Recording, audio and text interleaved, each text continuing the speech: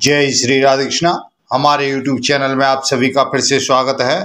दोस्तों, सोमवती अमावस्या पहले समय में कई सालों बाद पड़ती थी, लेकिन अब एक साल के अंदर 2 अमावस्या भी पड़ जाती है, 3 अमावस्या भी पड़ जाती है, नहीं तो एक तो निश्चित रूप से प्रत्येक वर्ष में सोमवती अमावस्या पड़ती है। इस दिन के उपाय बहुत ही महत्वपूर्ण होते हैं। किसी का किया कराया टोना टोटका या किसी की कुंडली में पितृदोष है, उसको शांत करने के लिए उपाय करते हैं। और अपने पितरों को प्रसन्न करने के लिए व्यक्ति अनेक प्रकार के उपाय करता है। बहुत से लोग अपने पितरों के नाम से इस दिन अपने गुरुजनों को दान करते हैं। जो भी श्रद्धा होती है वह उनको दान देते हैं। कोई वस्त्र दान करता है, कोई भोजन खिलाता है, कोई बर्तन दान करता है और कई जगह तो द्रव्य दान करते हैं, यानी ब्राह्मण को दक्षिणा देते हैं, अपने गुरुजनों को दक्षिणा देते हैं, जिसके करने से पितर प्रसन्न हो जाते हैं। और घर में यदि कोई किया कराया टोना टोटका या किसी अन्य प्रकार से कोई परेशानी है तो ऐसा करने से वह सब दूर हो जाता है।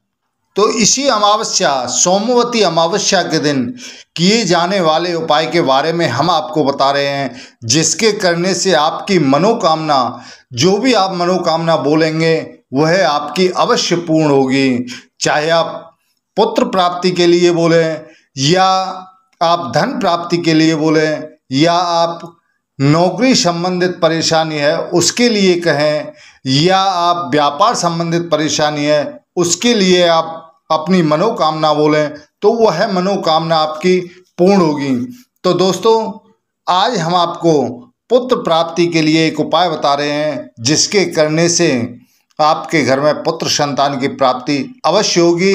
क्योंकि इस उपाय के करने से आपके पितर खुश होंगे, और जब पितर खुश होते हैं तो धन, व्यापार, मकान, दुकान या पुत्र संतान की प्राप्ति यानी वंश की वृद्धि होती है। तो दोस्तों, यह उपाय है, इसको स्त्री या पुरुष दोनों में से कोई भी कर सकता है। यदि गर्भवती स्त्री है, उसके 6 महीने अभी नहीं हुए हैं, तो वह इस उपाय को अवश्य करे। यदि 6 महीने से गर्भधारण ऊपर हो गया है तो इस उपाय को बिल्कुल ना करें। आपको करना क्या है, काले उड़द के पापड़ आपको लेने हैं। यदि आपको काले उड़द के पापड़ नहीं मिलते हैं, आपके आसपास में कोई पापड़ वाला नहीं है, आपको नहीं मिल पाते हैं, तो आपको काले उड़द के थोड़े से दाने आपको लेने हैं। काले उड़द के दाने लेकर के उसमें थोड़ी सी दही मिलानी है और 3 चुटकी सिंदूर, जो हनुमान जी वाला सिंदूर होता है, वह आपको उसमें मिलाना है।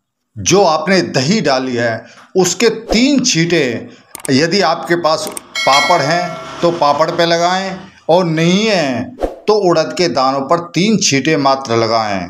और आपको एक घी का दीपक लेना है। चाहे तो आप मिट्टी का ले सकते हैं या आटे का बना करके ले जा सकते हैं। और यह उपाय आपको शाम के समय करना है। यह चीज़ें लेकर के आप किसी भी मंदिर में जाएं। आप ऐसे मंदिर में जाएं जिसमें पीपल का वृक्ष हो। और ध्यान रहे, जाते समय आपको रास्ते में किसी से बात नहीं करनी है। जहाँ तक हो सके वहाँ तक मौन रह करके पीपल के वृक्ष के पास जाएं, और वहाँ जाकर के पीपल की जड़ में जो आप पापड़ या काले उड़द लेकर के आए हैं वह रख दें, और जो दीपक है उसे आप जला दें।